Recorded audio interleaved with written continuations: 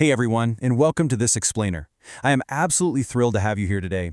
We're going to unpack a really fascinating lesson from a pretty unique curriculum. We're looking at week 34 of heroesmartacademy's Godly Learners series, and the lesson is titled Mathematical Sovereignty, Laws of Exponents and Biblical Order. Now, what makes this material so incredibly compelling is how it takes these hard, concrete math mechanics, specifically the laws of exponents, and weave them directly into a distinct philosophical and biblical worldview. We're basically going to look at exactly how this curriculum teaches 8th grade math, while at the exact same time, teaching morality. So here's our roadmap for today. First up, math superpowers and order. Then, the 5 laws of exponents. Third, applying your new superpowers. And finally, education, morality, and peace. All right, let's jump right into Section 1, Math Superpowers in Order. Before getting into the nitty-gritty mechanics of the math itself, the source material anchors the student in the sheer, literal scale of the universe. I mean, think about it. How do you write the number of atoms in your body? Or, kind of going in the completely opposite direction, what if you had to calculate the distance from Earth to Pluto? Our universe is packed with giant, astronomical values, but also incredibly tiny, microscopic ones. If we actually had to write out every single zero every single time we did a calculation, we'd spend our entire lives just writing numbers on a chalkboard. So we obviously need a better, faster way to represent and work with these extreme values.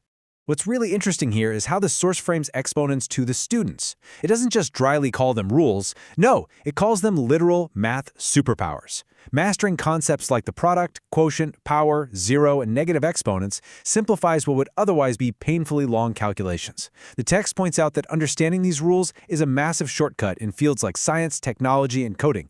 Instead of grinding through the exact same repetitive multiplication problem over and over again, you just apply one simple rule, and boom, you get your answer infinitely faster. You get to carry these superpowers with you.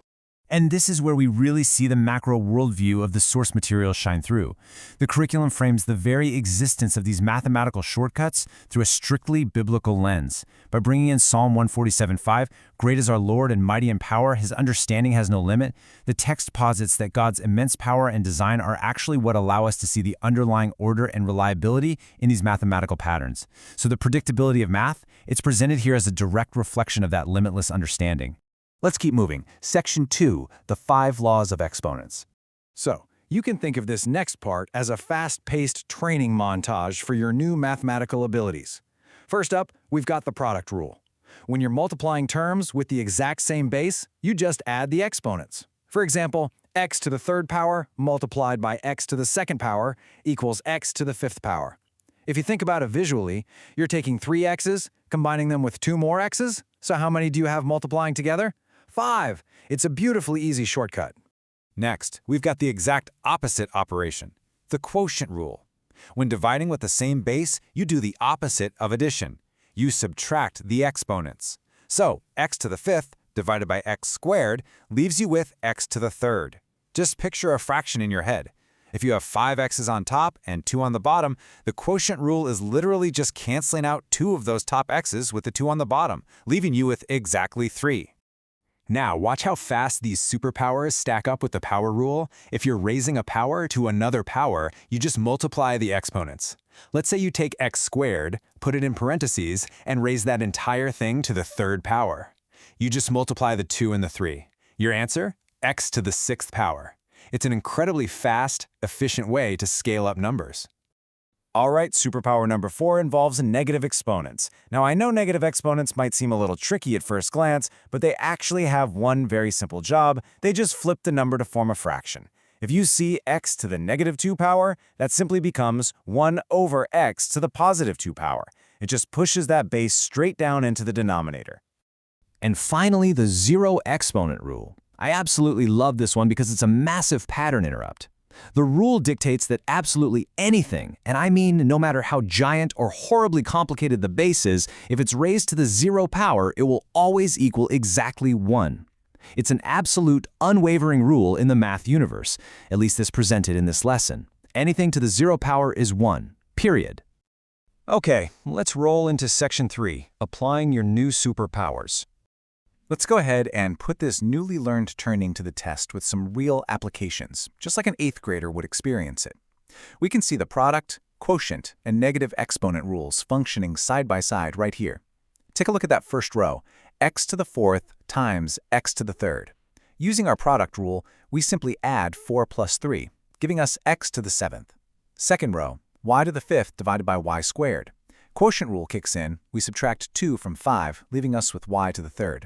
And in that final row, applying a real number to our negative exponent rule, 4 to the negative 2 power. We flipped it into a fraction, getting 1 over 4 squared, which simplifies beautifully to 1 over 16. It all just locks together perfectly. To actively solidify these mechanics, the source provides a 5-question homework assignment. It challenges the student to simplify a cubed times a squared, which of course calls back to our product rule. Then b to the 7th divided by b cubed, testing that quotient rule.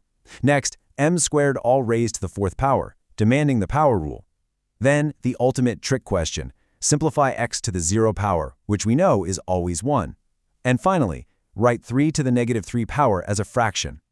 By walking through these specific challenges, a student actively wires these superpowers directly into their brain. Which brings us to our final segment, Section 4, Education, Morality, and Peace.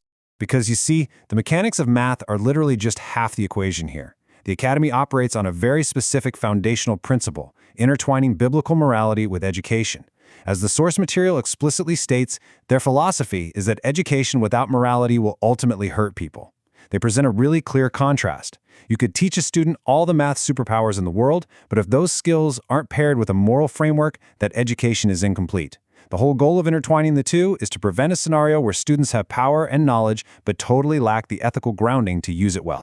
The lesson actually leans heavily on a textual promise found in Romans 8:6-7, noting that it promises peace of mind to everyone who keeps their mind spiritual.